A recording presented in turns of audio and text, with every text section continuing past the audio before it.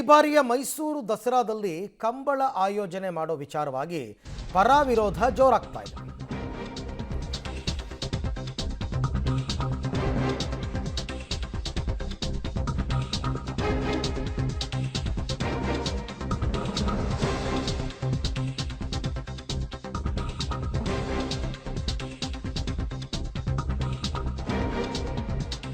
ವಿಶ್ವವಿಖ್ಯಾತ ದಸರಾದಲ್ಲಿ ಕಂಬಳ ಆಚರಣೆಗೆ ವಿರೋಧ ವ್ಯಕ್ತವಾಗ್ತಾ ಇದೆ.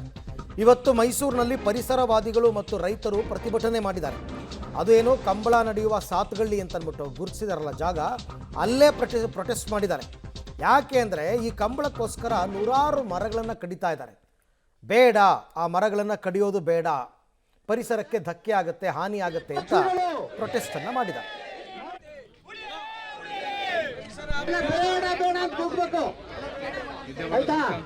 ದಸರಾ ಹಬ್ಬದಲ್ಲಿ ಕಂಬಳ, ದಸರಾ ಹಬ್ಬದಲ್ಲಿ ಕಂಬಳ ಮರ ಕಡಿಬೇಕಾಗುತ್ತೆ.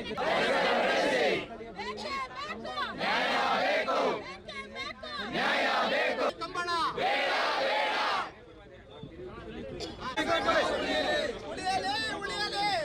ದಸರಾದಲ್ಲಿ ಕಂಬಳವನ್ನು ನಡೆಸೋದಕ್ಕೆ ರಾಜ್ಯ ಸರ್ಕಾರ ನಿರ್ಧರಿಸಿದೆ. ಈಗ ಅದನ್ನು ವಿರೋಧಿಸಿ ಹಲವು ಪ್ರಗತಿಪರ ಸಂಘಟನೆಗಳು ಮತ್ತು ಪರಿಸರ ಸಂಘಟನೆಗಳು ಈಗ ಕಂಬಳ ನಡೆಸಲು ಉದ್ದೇಶಿಸಿರುವಂಥ ಸ್ಥಳದಲ್ಲೇ ಪ್ರತಿಭಟನೆ ನಡೆಸ್ತಾ ಇದ್ದಾರೆ. ತಾವೀಗ ಗಮನಿಸ್ತಾ ಇದ್ದೀರಿ, ಮೈಸೂರಿನ ಸಾತಗಳ್ಳಿ ಬಳಿಯಲ್ಲಿ ಕಂಬಳವನ್ನು ನಡೆಸೋದಕ್ಕೆ ರಾಜ್ಯ ಸರ್ಕಾರ ಮುಂದಾಗಿದೆ. ಸುಮಾರು 7 ಕೋಟಿ ರೂಪಾಯಿ ವೆಚ್ಚದಲ್ಲಿ ಈ ಒಂದು ಕಂಬಳವನ್ನು ನಡೆಸೋದಕ್ಕೆ ರಾಜ್ಯ ಸರ್ಕಾರ ಮುಂದಾಗಿರುವಂಥದ್ದು. ಇದನ್ನು ವಿರೋಧಿಸಿ ವಿವಿಧ ಪ್ರಗತಿಪರ ಸಂಘಟನೆಗಳು ಮತ್ತು ಪರಿಸರ ಸಂಘಟನೆಗಳು ಮತ್ತು ರೈತ ಸಂಘಟನೆಗಳು ಹೀಗೆ ಹಲವು ಸಂಘಟನೆಗಳು ಪ್ರತಿಭಟನೆಯನ್ನು ನಡೆಸ್ತಾ ಇದ್ದಾವೆ. ಮೈಸೂರಿನ ಸಾತಗಳ್ಳಿಯ ಬಳಿಯಲ್ಲಿ ಈ ಒಂದು ಮೈಸೂರಿನ ಸಾತಗಳ್ಳಿ ಬಳಿಯಲ್ಲಿ ಒಟ್ಟು 20 ಎಕರೆ ಪ್ರದೇಶದಲ್ಲಿ ಈ ಒಂದು ದಸರಾ ಕಂಬಳವನ್ನು ನಡೆಸೋದಕ್ಕೆ ರಾಜ್ಯ ಸರ್ಕಾರ ಮುಂದಾಗಿದೆ. ಇದನ್ನು ವಿರೋಧಿಸಿ ಈಗ ಹಲವು ಪ್ರಗತಿಪರ ಸಂಘಟನೆಗಳು ಮತ್ತು ರೈತ ಸಂಘಟನೆಗಳು ಪ್ರತಿಭಟನೆಯನ್ನು ನಡೆಸ್ತಾ ಇದ್ದಾರೆ.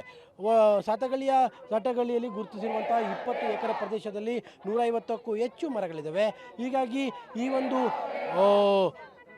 ಮರ ಕಡಿಬೇಕಾಗುತ್ತೆ, ಜೊತೆಗೆ ಇಲ್ಲಿರುವಂತಹ ಪ್ರಮುಖವಾದಂತಹ ಕೆರೆಯನ್ನು ಮುಚ್ಚಬೇಕಾದಂತಹ ಸ್ಥಿತಿ ಬರುತ್ತೆ ಅನ್ನುವಂತಹ ಉದ್ದೇಶದಿಂದ ಈಗ ಹಲವು ಪ್ರಗತಿಪರ ಸಂಘಟನೆಗಳು ಪ್ರತಿಭಟನೆಯನ್ನು ನಡೆಸ್ತಾ ಇರುವಂಥದ್ದು. ತಾವೀಗ ಸರ್ಕಾರ ಮಾಡಲೇಬೇಕು ಅಂತ ಸುಮಾರು ತೀರ್ಮಾನಗಳನ್ನು ಮಾಡುತ್ತೆ ಸರ್. ಈಗ ನಾವೆಲ್ಲ ಚಿಕ್ಕವರಾಗಿದ್ದಾಗ ಬರಗಾಲದಲ್ಲಿ ಸರಳ ದಸರಾ ಮಾಡಬೇಕು, ಬರಗಾಲ ಇದೆ ಅಂತ ಹೇಳ್ತಿದ್ರು.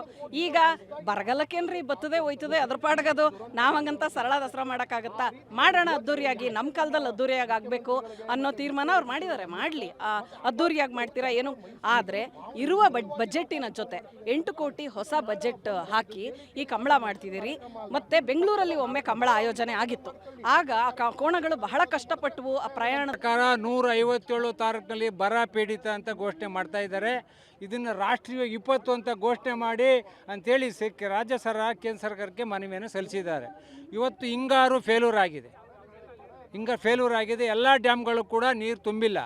ಇವತ್ತು ಫಸಲು ಹಾಕಿರ್ತಂಥದ್ದು ಫಸಲುಗಳು ಕೈಗೆ ಬರ್ತಾ ಇಲ್ಲ. ಇವತ್ತು ರಾಯಚೂರು ಆ ಕಡೆ ಭಾಗ ರೈತರು ಇವತ್ತು ಗೂಳೆ ಹೋಗ್ತಾ ಇದ್ದಾರೆ. ಇವತ್ತು ಬರ ಪರಿಸ್ಥಿತಿ ಎದುರಿಸ್ತಾ ಇದ್ದೀವಿ.